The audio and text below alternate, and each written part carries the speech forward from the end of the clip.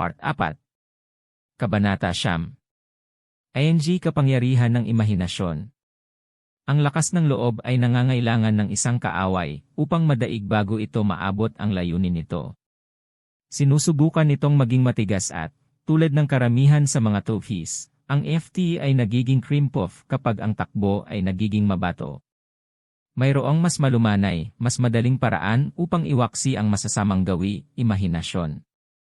Imagination seizes direkta sa layunin, nakukuha nito ang gusto nito. Ito ang dahilan kung bakit sa mga naunang kabanata, ay nagbigay ako ng labis na diin sa iyong pag-aaral ng true-to-life visualization sa malalim na antas ng pag-iisip. Kung pasiglahin mo ang iyong imahinasyon ng may paniniwala, pagnanais, at pag-asa, at sanayin ito upang may larawan ang iyong mga layunin upang makita mo, maramdaman, marinig, matikman, at mahawakan ang diem, makukuha mo ang gusto mo. Kapag magkasalungat ang kalooban at imahinasyon, laging imahinasyon ang nananalo, isinulat ni Emile Coe-Anim.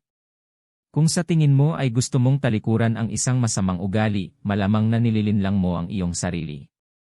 Kung gusto mo talagang isuko, maglalaho ito ng kusa. Ang dapat mong hilingin higit pa sa ugali mismo ay ang benepisyo ng pagsuko nito.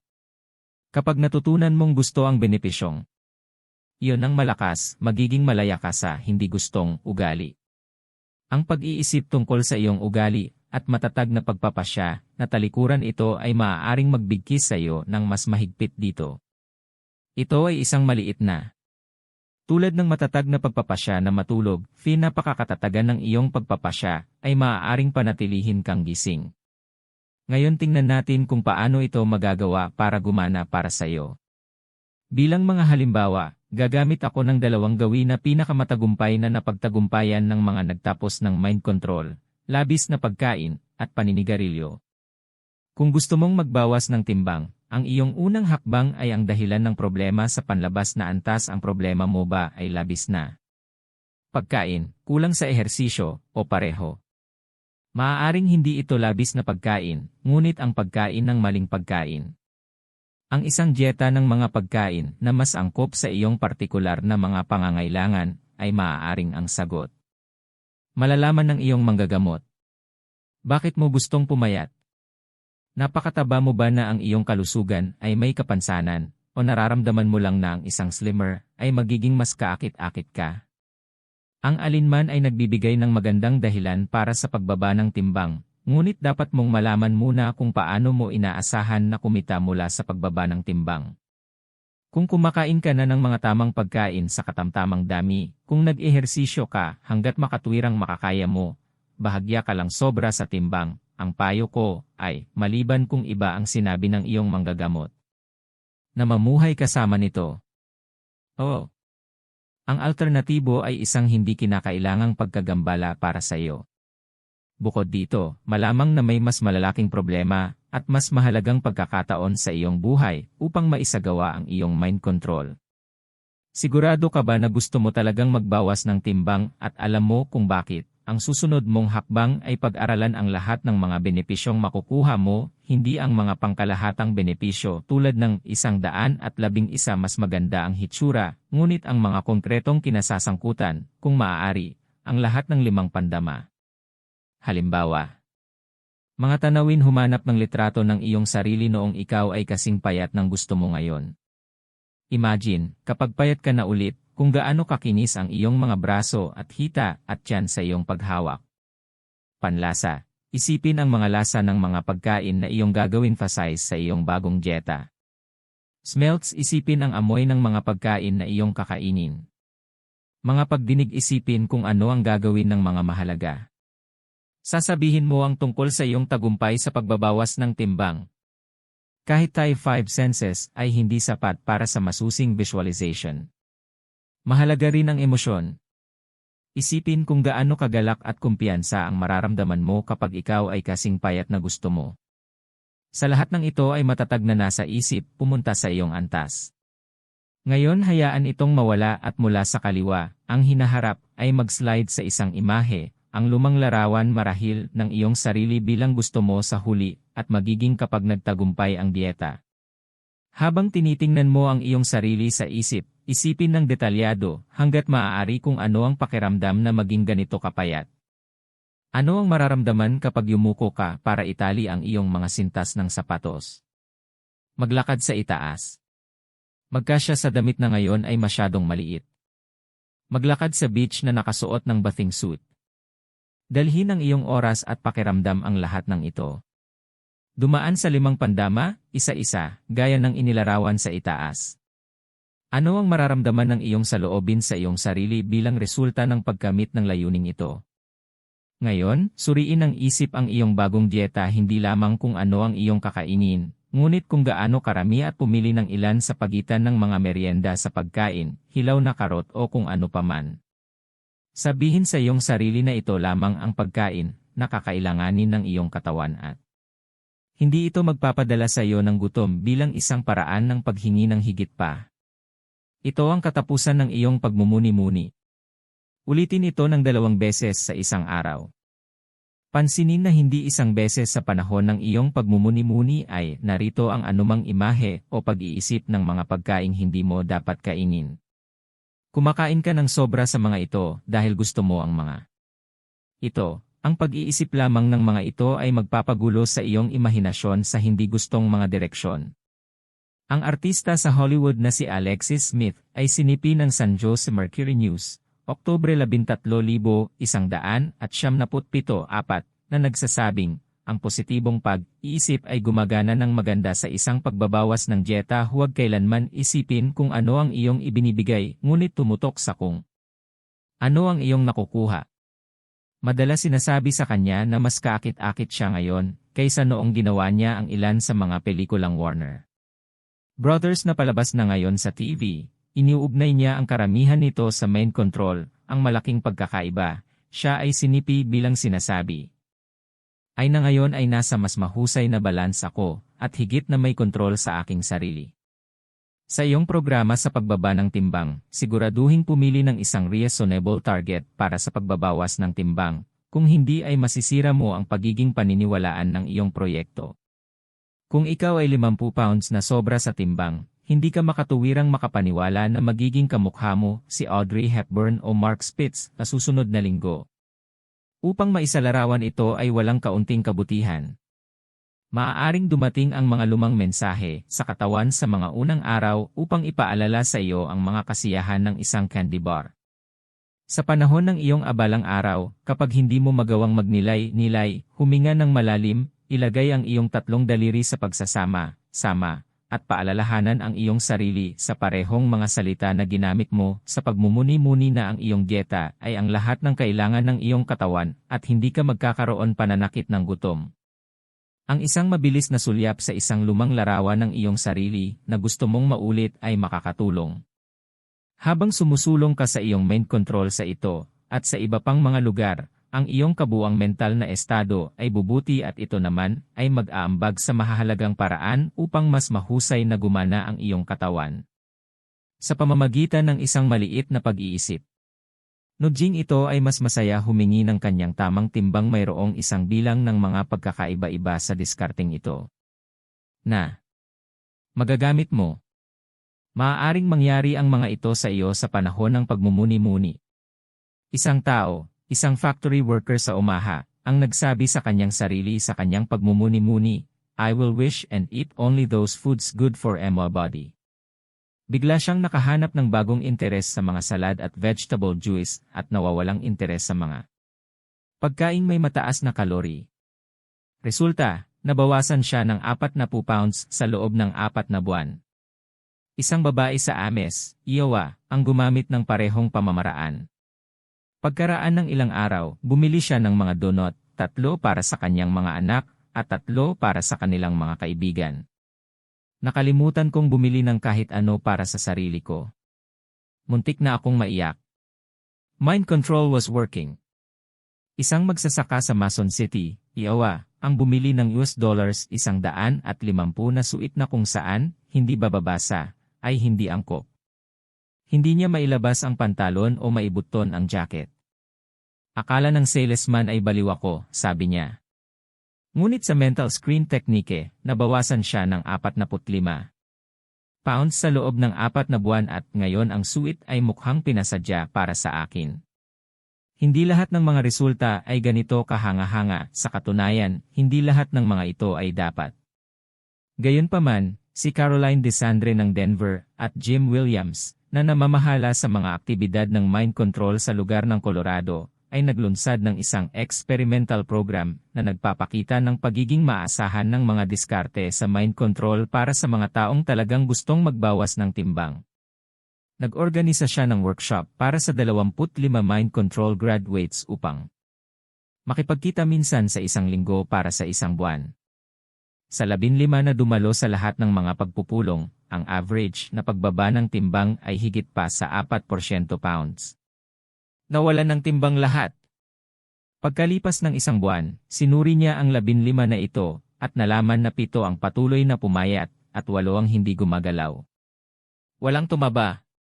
Ito ay hindi lamang isang walang sakit na karanasan, para sa mga nagtapos, ito ay isang masayang karanasan, ulat ni Caroline. Hindi lamang sila pumayat na walang gutom o ano paman. Ibang discomfort, ngunit pinalakas nila ang maraming mind control acquired skills. Ang karaniwang pagbaba ng timbang ay tungkol sa kung ano sana ang kinuha nila sa isa sa mga mas matagumpay na kurso sa pagbabawas ng timbang.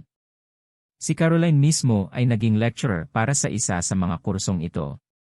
Sa loob ng 1 taon at kalahati, at naging assistant food director ng Swedish Medical Center sa Denver, alam niya ang tungkol sa wastong nutrisyon at pagkontrol sa timbang.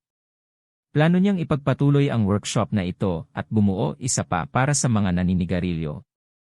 Ang paninigarilyo ay isang napakaseryosong ugali na kung ikaw ay isang naninigarilyo, ang oras upang simulan ang pagiging isang dating naninigarilyo ay ngayon. Tulad ng pagbabawas ng timbang, gagawin namin ito sa mga madaling yugto na nagbibigay sa iyong katawan ng maraming oras upang matutong sumunod sa isang ganap na bagong uri ng pagtuturo mula sa iyong isip. Hindi na kailangang suriin sa panlabas na antas kung bakit dapat kang huminto, sapat na pamilyar ang mga mapanglaw na dahilan. Ang kailangan mo ay isang listahan ng mga benepisyo na gagawin mong malinaw sa ibang pagkakataon na gugustuhin mong ihinto. Magkakaroon ka ng higit na sigla, ang iyong pisikal na pandama ay magiging mas matalas, at mas matitikman mo ang buhay. Mas alam mo kaysa sa akin, isang hindi naninigarilyo, kung ano ang mapapala mo. Pumunta sa iyong antas at tingnan ang iyong sarili sa iyong mental screen sa sitwasyon kung saan karaniwan mong naninigarilyo ang iyong unang sigarilyo sa araw. Isipin ang iyong sarili, ganap na kalmado, mula sa sandaling iyon hanggang sa katapusan ng 1 oras, ginagawa ang lahat ng karaniwan mong ginagawa maliban sa paninigarilyo. Kung, halimbawa, ang oras ay 7 oras 30 minuto hanggang 8 oras 30 minuto sabihin sa iyong sarili, ako ngayon, at mananatiling dating naninigarilyo mula 7 oras 30 minuto hanggang 8 oras 30 minuto nasisiyahan akong maging dating naninigarilyo sa oras na ito. Madali lang at sanay na ako. Ipagpatuloy ang pagsasanay na ito hanggang sa ikaw ay talagang ganap na komportable, sa panlabas na antas, sa iyong unang oras ng kalayaan mula sa mga sigarilyo. Ngayon para sa susunod na oras, at sa lalong madaling panahon ang pangatlo, at iba pa. Dalhin ito ng dahan-dahan ang masyadong mabilis na pagtulak ay maaaring humantong sa pagpaparusa sa iyong sariling katawan na halos hindi patas, dahil ang iyong isip, hindi ang iyong katawan, ang nagpakilala ng ugali sa unang lugar. Hayaang gawin ng iyong isip ang gawain sa pamamagitan ng imahinasyon. Narito ang ilang mga pahiwatig upang mapabilis ang araw ng kumpletong pagpapalaya. Palitan ang mga tatak ng madalas. Sa mga oras na hindi ka pa dating naninigarilyo, tanungin ang iyong sarili sa tuwing umabot ka ng isang sigarete, gusto ko ba talaga ito ngayon? Nakakagulat na dalas ang sagot ay hindi. Maghintay hanggang gusto mo talaga. Kung sa panahon ng isa sa iyong mga liberated na oras, ang iyong katawan ay nasa truths na may maliwanag na pangangailangan para sa usok. Huminga ng malalim, pinagsama ang iyong 3 daliri, at gamit ang parehong mga salita na ginagamit mo sa pagmumuni-muni, paalalahanan ang iyong sarili na ikaw ay at mananatiling hindi naninigarilyo sa oras na ito. Sa pagkontrol sa ugali sa paninigarilyo, maaari kang magdagdag ng iba pang mga pamamaraan sa pangunahing pamamaraang ito. Isang pakete at kalahating araw na naninigarilyo sa loob ng 8 taon, isang lalaking umaha ang na-visualize sa alpha ang lahat ng mga sigarilyong nahitit niya kailanman. Isang napakalaking bunton ng mga ito. Pagkatapos ay inilagay niya ang mga ito sa incinerator at sinunog. Sumunod na naisip niya ang lahat ng mga sigarilyong isisigarilyo niya sa hinaharap maliban na lang kung itinigil niya, isa pang malaking bunton ng mga ito, tuwang-tuwa rin niyang sinunog ang mga ito sa incinerator. Matapos huminto sa paninigarilyo ng maraming beses sa nakaraan, sa pagkakataong ito ay tinalikuran na niya ang mga sigarilyo pagkatapos lamang ng isang pagmumuni. Muni. Walang craving, walang overeating, walang side effects. Hindi ko, ikinalulungkot kong sabihin, mag-ulat ng mas maraming tagumpay sa paninigarilyo gaya ng pagbabawas ng timbang. Gayunpaman, alam ko. Sapat na mga. Nagtapos na huminto sa paninigarilyo, at sapat na iba na nagbawas ng dami ng kanilang naninigarilyo, upang himukin ang sinumang naninigarilyo ngayon na ilagay ang isip. Kontrolin upang gumana sa ugali. Ika-10 kabanata. Gamit iyong isip essay. Pagbubuti ng iyong kalusugan. Gumugugol ako ng halos kalahati ng aking oras sa paglalakbay sa paligid nito at sa iba pang mga bansa upang tugunan ang mga grupo ng mga nagtapos sa mind control. Sa loob ng 1 taon, hindi daan-daan kundi libo-libo ang nakikilala ko na nag-uulat ng tunay na kahangahangang pagpapagaling sa sarili. Ang mga ito ay karaniwan na sa akin, ang tingin ko sa kanila ay kahanga-hanga sa ibang kahulugan. Ako ay puno ng pagtataka na ang lahat ay hindi nahuli sa kapangyarihan ng kanilang pag-iisip sa kanilang mga katawan. Napakaraming nag-iisip ng psychic healing bilang kakaiba at esoteric, gayunpaman, ano ang maaring maging estranghero at mas pribado kaysa sa makapangyarihang mga deresetang gamot na may mga side effect na nagbabanta sa kalusugan. Sa lahat ng aking karanasan sa psychic healing, hindi ko pa nararanasan o nakita o narinig ang isang nakakapinsalang epekto. Ang medikal na pananaliksik ay naghahanap ng higit pa at higit pa tungkol sa relasyon sa pagitan ng katawan at isip. Sa lahat ng iba't ibang tila hindi nauugnay na mga pagsisikap sa pananaliksik, mayroong isang kamanghamanghang pagkakapare-pareho tungkol sa mga natuklasan, ang isip ay lumalabas na gumaganap ng isang misteryosong makapangyarihang papel. Kung ang mind control ay perpekto, hindi ito, nag-aaral pa rin tayo, naniniwala ako na magkakaroon tayo ng perpektong katawan sa lahat ng oras. Gayunpaman, ito ay isang hindi maiiwasang katotohanan na tayo ay sapat na ang nalalaman upang palakasin ng ating isipan ang mga puwersa ng pag-aayos ng katawan. Upang mas matagumpay na malabanan ang mga sakit. Kahit na ang mga simpleng pamamaraan ni Emil Cow-6 ay gumana. Ang mga pamamaraan ng mind control na kinabibilangan ng Q ay gumagana ng mas malakas. Malinaw, habang nagkakaroon ka ng higit na kasanayan sa pagpapagaling sa sarili, kakailanganin mo ng mas kaunting medikal na atensyon. Gayunpaman, sa yugtong ito ng pag-unlad ng mind control, at sa yugtong ito ng iyong karunungan sa ating binuo, napakaaga pa para sa mga manggagamot ng bansa na magretiro. Ang dapat mong gawin ay kumonsulta sa kanila, gaya ng karaniwan mong ginagawa, at sundin ang kanilang payo. Ang magagawa mo ay humanga sila sa bilis ng iyong paggaling. Sa ibang araw, maaaring magtaka sila kung saan ka nagpunta. Maraming nagtapos ang nag-uulat na ginagamit nila ang mind control sa mga emerhensya upang mabawasan ang pagdurugo at pananakit. Halimbawa, si Empress Donald Wildowski ay nasa Texas sa isang paglalakbay sa kumbensyon kasama ang kanyang asawa. Ayon sa Norwich, Connecticut Bulletin, nagdive siya sa swimming pool at nabasag ang eardrum. We were miles from any town, and I didn't want to make him live in the middle of the convention, she was quoted as saying. Kaya nagpunta ako sa isang estado ng Alpha, inilagay ang aking kamay sa aking tainga, tumutok sa lugar ng sakit at sinabing wala na, wala na, wala na. Agad na huminto ang pagdurugo at nawala ang sakit. Nang sa wakas ay nakarating ako sa isang doktor, hindi siya nakaimik sa pagkamangha.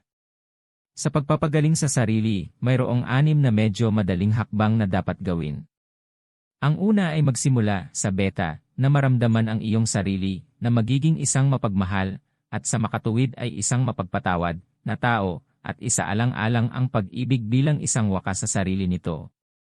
Ito ay malamang na mangangailangan ng medyo masusing mental na paglilinis ng bahay. Tingnan ang Kabanata 8. Pangalawa, pumunta sa iyong antas. Ito lamang ay isang pangunahing hakbang tungo sa pagpapagaling sa sarili dahil, gaya ng binanggit ko ng maraming earlier, sa antas na ito ang negatibong gawain ng isip, lahat ng mga pagkakasala at galit nito ay neutralisado at ang katawan ay pinalaya na gawin kung ano. Idinisenyo ng kalikasan na gawin ito, ayusin ang sarili nito.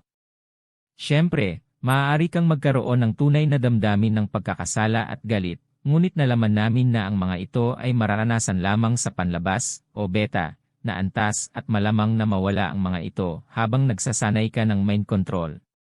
Pangatlo, kausapin sa iyong sarili ang iyong sarili tungkol sa unang hakbang, ipahayag ang iyong pagnanais na makamit ang isang masusing paglilinis ng kaisipan sa bahay, gamitin ang mga positibong salita, mag-isip ng positibo, maging isang mapagmahal, mapagpatawad na tao. Pang-apat, maranasan sa isip ang sakit na bumabagabag sa iyo. Gamitin ang mental screen at makita at maramdaman ang sakit. Ito ay dapat na maikli. Ang layunin nito ay ituon lamang ang iyong mga healing energies kung saan kinakailangan ang mga ito. Ikalima, mabilis na burahin ang larawang ito ng iyong sakit at maranasan ang iyong sarili bilang ganap na gumaling. Dama ang kalayaan at kaligayahan ng pagiging nasa perpektong kalusugan. Panghawakan ang imaheng ito, pagtagal dito, tangkilikin ito, at alamin na karapat-dapat ka nito. Alam na ngayon sa malusog na estadong ito ay ganap kang naaayon sa mga intensyon ng kalikasan para sa iyo. Pang-anim, palakasin muli ang iyong mental house cleaning, at tapusin sa pagsasabi sa iyong sarili, araw-araw sa lahat ng paraan ako ay nagiging mas mabuti, bubuti, at mas mabuti. Gaano katagal ito dapat tumagal at gaano kadalas mo ito dapat gawin? Ang aking karanasan ay ang 15 minuto ay tungkol sa pinakamahusay na haba ng oras. Dumaan sa pagsasanay na ito ng madalas hanggat maaari, hindi bababa sa isang beses sa isang araw. Walang sobra. Hayaan mo akong lumihis saglit. Maaaring narinig mo na ang pagmumuni. Muni ay isang magandang bagay ngunit dapat kang mag-ingat na huwag mabighani dito na ikaw ay labis na nagagawa. Ito, anya, ay maaaring humantong sa isang pag-alis mula sa mundo at isang hindi malusog na abala sa iyong sarili. Kung totoo man ito o hindi, hindi ko alam. Ito ay sinabi tungkol sa iba pang mga meditative disciplines, hindi mind control. Ang ating diin ay ang pakikilahok sa mundo, hindi ang pag-alis dito, hindi ang paglampas sa mga praktikal na problema o pagwawalang bahala sa mga ito, ngunit ang pagharap sa mga ito ng direkta at paglutas ng mga ito. Hindi mo maaaring gawin ito ng labis. Upang bumalik sa pagpapagaling sa sarili, walang katapusan ang unang hakbang. Sanayin ito sa beta, alpha, at theta. Isabuhay ito kung sa tingin mo ay dumudulas ito sa araw, pagsamahin ang iyong 3 daliri para sa agarang pagpapalakas. Marami sa aming mga mind control center ang naglalathala ng mga liham ng balita para sa kanilang mga nagtapos. Ang mga ito ay puno ng mga ulat mula sa mga nagtapos sa kung ano ang nagawa ng mind control para sa kanila. Ang mga kwento kung paano nila kinokontrol. Ang pananakit ng ulo, hika, pagkapagod, at alta presyon ay napakarami upang mabilang. Narito ang isa na pinili ko dahil ang may akda ay isang praktikal na manggagamot. Mula noong ako ay mga 11 nagkaroon ako ng sakit ng ulo ng butil. Sa una ay nangyayari ito paminsan-minsan at maaaring kontrolin, ngunit pagkatapos ay habang ako ay tumatanda, ay lumalala sila at sa wakas ay nagkakaroon ako ng cluster headaches na tumatagal ng 3 o 4 na araw na may 2 araw na pagitan lamang sa pagitan ng mga pag-atake. Ang isang ganap na migraine ay nagwawasak. Kadalasang kinasasangkutan ng isang bahagi ng mukha at ulo. Pakiramdam ng mga mata ay parang tinutulak sila palabas ng kanilang medyas. Ang sakit ay parang vice at ang tiyan ay umiikot. Ang pag-atake kung minsan ay nababawasan ng isang partikular na paghahanda, isang vasoconstricting na gamot na kailangang inumin sa simula habang ang sakit ay matitiis. Kapag ang sakit ng ulo ay umusad ng ilang panahon, wala nang makakapagpagaan nito maliban sa oras. Dumarating ako sa punto na kailangan kong gawin ang paghahanda tuwing 4 na oras at kahit na ang kaluwagan ay bahagyang lamang. Kaya nagpunta ako sa isang espesyalista sa sakit ng ulo na nagbigay sa akin ng kumpletong pagsusuri upang matiyak na wala akong anumang pisikal o neurological na abnormalidad. Binigyan niya ako ng payo at paggagamot na handa ko nang gawin, patuloy ang pananakit ng ulo. Isa sa mga pasyente ko ay nagtapos ng mind control, at halos 1 taon na niyang iminumungkahi na sumama ako sa kanya sa mind control. Lagi kong sinasabi sa kanya na hindi ako naniniwala sa kalokohang iyon. Then one day I saw her on about the 4th day of a headache, and I must have been looking green, and she said, "Hindi ba it isn't time you take mind control? May bagong course na magsisimula next week. WHY doon, sasama ka sa akin." Nag-sign up ako para sa kurso at tapat na pumunta tuwing gabi, at sigurado hindi ako sumakit ang ulo noong linggong iyon. Ngunit 1 linggo pagkatapos kong matapos ang kurso, nagising ako na may matinding sakit ng ulo at pagkakataong makita kong gagana ang aking programming. Dumaan ako sa isang cycle at nagbilang. Walang sakit sa ulo. Nadama mahusay ito ay isang him. Ala!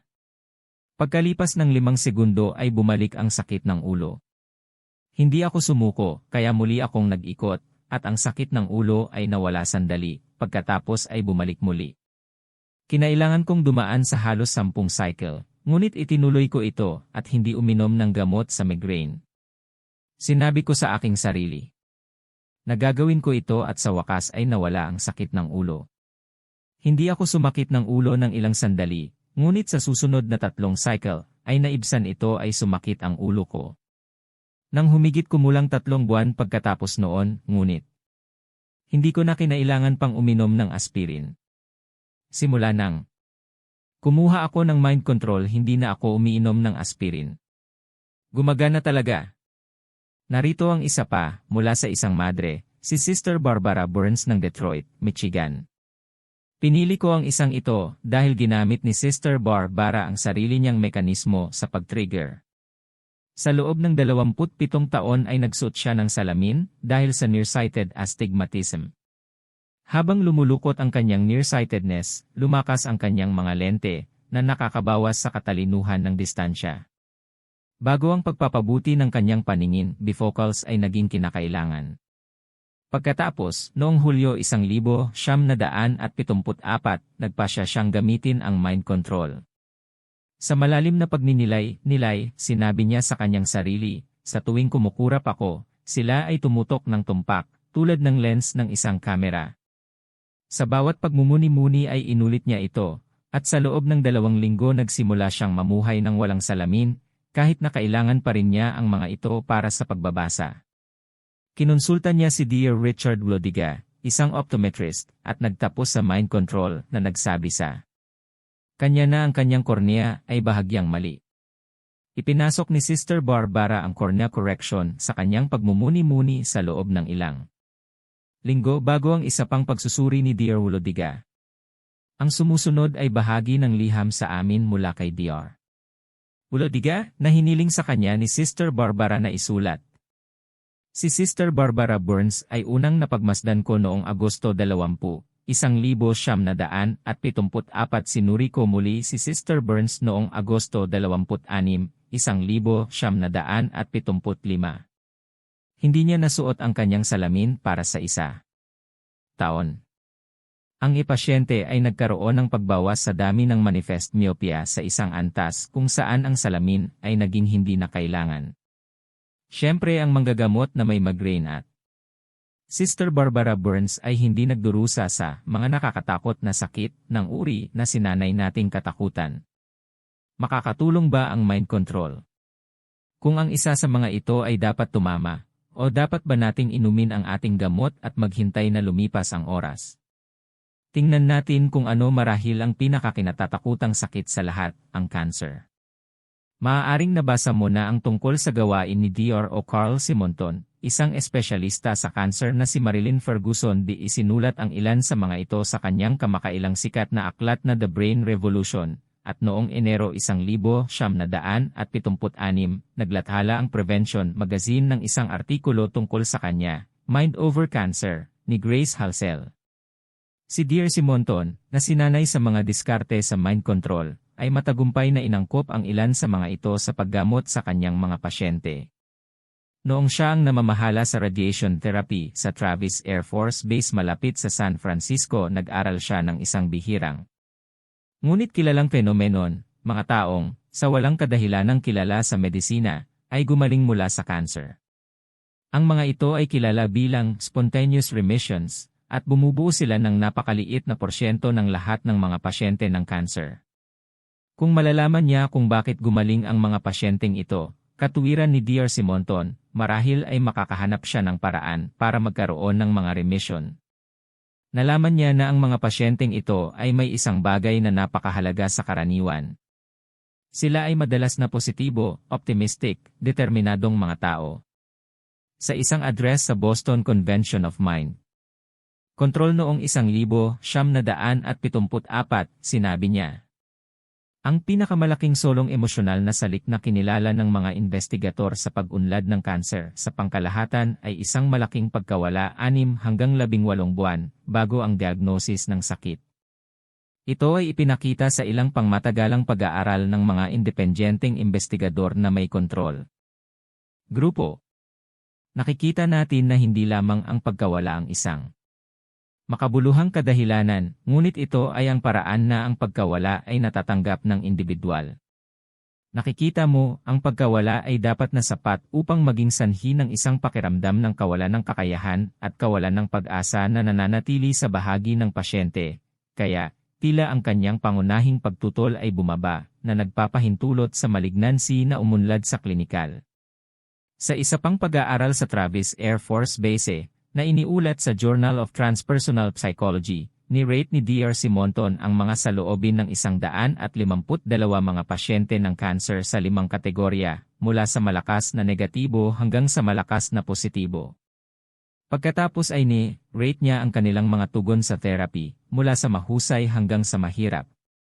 Para sa 20 sa mga pasyenteng ito, ang mga resulta ng kanilang paggamot ay napakahusay bagamat ang kalagayan ng 14 na sa kanila ay napakaseryoso, ay magkakaroon sila ng mas mababa sa 50% na pagkakataong mabuhay ng 5 taon.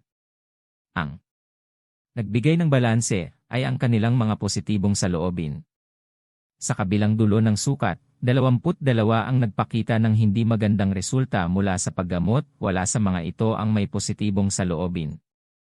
Gayunpaman, nang ang ilan sa mga mas positibong pasyente ay bumalik sa bahay ay nagkaroon ng pagbabago sa kanilang mga saloobin, at nakita namin ang kanilang sakit na nagbago ng kaayon. Maliwanag, ang kanilang mga saloobin sa halip na ang kalubhaan ng kanilang sakit ay gumaganap ng mas malakas na papel. Si Dr. Elmer Green ng Menninger Foundation ay sinipin ng editor ng Journabs na nagsasabing, si Carl at Stephanie Simonton ay nakakakuha ng mga kahanga-hanga. Germesom tagsitaan pangkopnat resol samkansjer sa visualization para sa physiological self-regulation sa tradisyonal na radiology. Sa kanyang pananalita sa Boston, sinipin ni Dr. Simonton ang Pangulo ng American Cancer Society, si Eugene Pendergrass, na nagsabi noong 1950 may ilang katibayan na ang kurso ng sakit sa pangkalahatan ay apektado ng emosyonal na pagkabalisa. Taos-puso kong pag-asa na maaari nating palawakin ang pagsisikap na isama ang natatanging posibilidad na sa loob ng isipan ng isang tao ay may kapangyarihang magsagawa ng mga puwersa na maaaring mapahusay o pigilan ang pag-unlad ng sakit sa lata. Si Dr. Simonton ay Medical Director na ngayon ng Cancer Counseling and Research Center sa Fort Worth, kung saan siya at ang kanyang co-therapist, si Stephanie Mateo Simonton, ay nagsasanay sa mga pasyente na lumahok sa mental sa kanilang sariling paggamot. Nakikita mo, nagsimula ako sa ideya na ang posisyon ng isang pasyente ay may papel sa kanyang pagtugon sa anumang paraan ng paggamot at maaaring makaimpluwensya sa kurso ng kanyang sakit.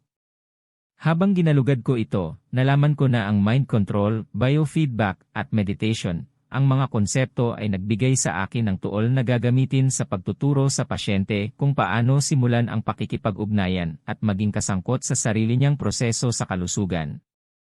Sasabihin ko na ito ang pinakamakapangyarihang nag-iisang tuol na kailangan kong ialok sa pasyente ng emosyonal.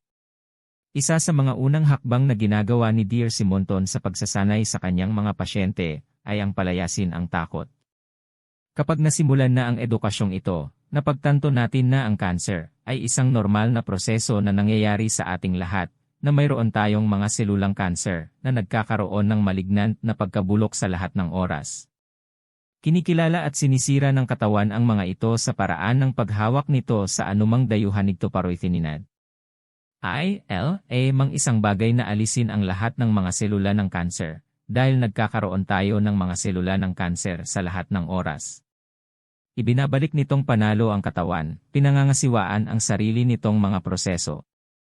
Ang address ni Dr. Simonton ay sinundan ng isa mula sa Ginang Simonton. Sabi niya, karamihan. May larawan ng isang selula ng cancer bilang isang napakapangit, masama, mapanlinlang na bagay na maaaring lumabas, at napakalakas. Kapag nagsimula na ito ay wala nang magagawa ang katawan.